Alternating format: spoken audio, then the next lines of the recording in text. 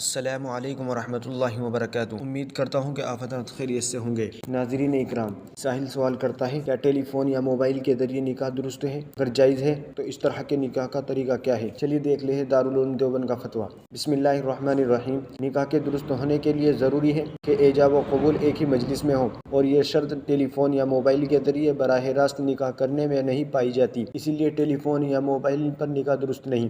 ہاں، البتہ نکاح کا وکیل بنایا جا سکتا ہے، جس کی صورت یہ ہے کہ مثلاً عاقدین میں سے ایک شخص سعودی عرب میں ہو، وہ ٹیلی فون کے ذریعے ہندوستان میں کسی کو اپنے نکاح کا وکیل بنا دے، اور وکیل دو گواہوں کے سامنے اپنے موبائل کی طرف سے ایجاب کرے اور دوسرا فریق اسی مجلس میں اسے قبول کر لے، تو اس طرح نکاح منعقد ہو جائے گا، کیونکہ اس صورت میں ایجاب و قبول ایک ہی مجلس میں پایا گیا۔ واللہ تعالی عالم۔ دارالافتاء دارالعلوم دیوبند۔ اس ویڈیو کے بارے میں آپ کی کیا رائے ہے نیچے کمنٹ باکس میں لکھیں، اور چینل پر پہلی بار آئے ہوں تو ہماری اس طرح کی ویڈیو پانے کے لیے ہمارے چینل کو سبسکرائب بھی کر سکتے ہیں۔ چلیے پھر ملتے ہیں کسی دوسری ویڈیو میں۔ السلام علیکم ورحمۃ اللہ وبرکاتہ۔